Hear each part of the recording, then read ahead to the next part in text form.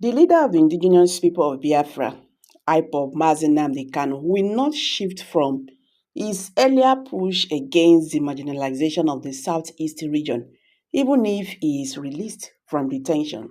His brother, Kanu told Daily Post, he say Nigerian government say dem go address this issue of marginalization. So if dem think say if dem release Mazi Nnamdi Kanu, he go stop agitations in the southeast, he say e no go work. Welcome back to Prospect Channel TV. Thank you for always coming out here. If you're just joining us, please kindly subscribe to this channel and don't forget to give us a thumbs up. The leader of the indigenous people of Biafra, IPOB, Mazi Nnamdi Kanu, will not shift from his earlier push against the marginalization of the southeast region, even if he is released from detention. His brother, Kanu told Daily Post. This is also as he advised the federal government against using Kanu's release for the 2027 presidential election campaign. Kanu, who spoke exclusively to our correspondent, also commented on the arrest of the Prime Minister of Biafra government in exile, Simon Ekpa. He emphasized that Nnamdi Kanu will continue to press for infrastructural upgrade in the southeast region. His release will not change anything because he made a simple demand on August 30, 2017 at the Enugu State Government House, which was a time of Mbano. Obiano, I meant to say Williams Obiano, the former governor of Anambra State. In the 8th agenda he gave to them, he never made mention of anything about Biafra. He said, you will have to provide us with what we need, which are good roads, good hospitals, good education, build factories to create employment. These were his demand. It's everywhere. His demands are very simple. Do all he asks you do. In a worst case scenario where they can't meet all these things, why can't they think about going back to the 1960 constitution that gives people regional autonomy? He asked. These were his demands. He never mentioned Biafra as a condition for him to turn down agitation, Kanu stated. Asked whether Kanu would turn down on his agitation if these demands were met, he answered, he is still there with them. They should dialogue with him. Why is it difficult for them to dialogue with him? That is where the problem is. They don't want to dialogue with him, but he is the right person that can tell them, this is what I want.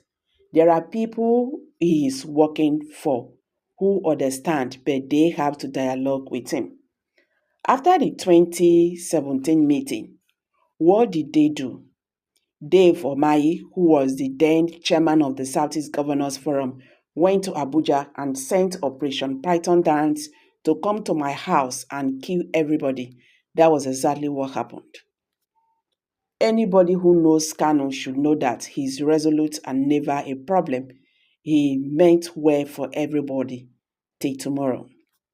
There won't be the need for agitation because if everybody is comfortable, there won't be so much talk about Kanu.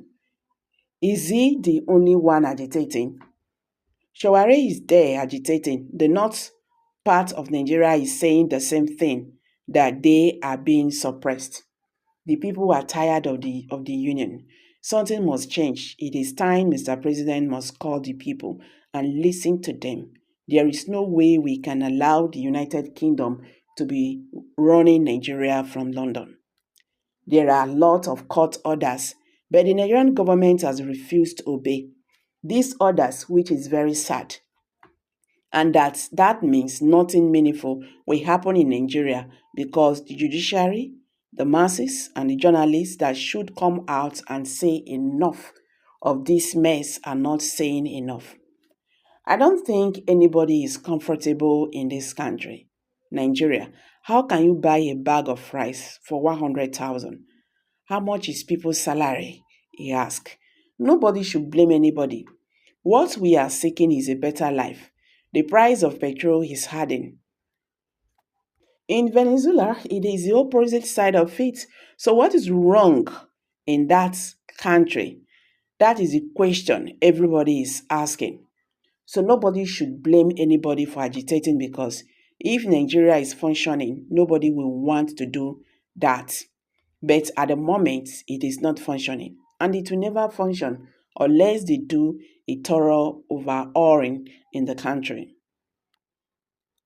I don't think when he was asked that speculation on northern oligarchy being behind Nnamdi Kanu's continued detention, he said, "I don't think so.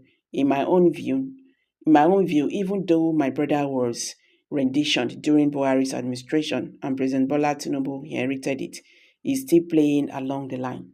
Everybody will say so because it is Tinubu's hand to say enough of this mess. We have to move this country forward and Kanu will be released. But it does not want to do it. That implies in everybody thinking that could be that Tinubu is siding with the Northern and the Fulani oligarchy to continue detaining Kanu due to the 2027 elections. That is another question people will ask. But in other way, I will say no. Those behind this are those benefiting from the insecurity in the Southeast. The Southeast politicians and governors who refuse up to this day to go and see Mr. President to ask why Nnamdi Kanu is still detained. These are the people benefiting from all these things. This is because all of them are thinking about 2026 to 2027 to be vice president in one party or the other. They are the people behind the insecurity because they are benefiting from it. So, guys, this is Nnamdi Kanu's young brother stance on Mazi Nnamdi Kanu. He don't talk and say if all this issue of marginalization in the southeast is not addressed. Even if Mazi Nnamdi Kanu is released, it's not going to stop agitations in the southeast region. So, guys, I'm dropping it. Kindly drop your comment below the comment section and don't forget to give us a thumbs up. Thank you and bye for now.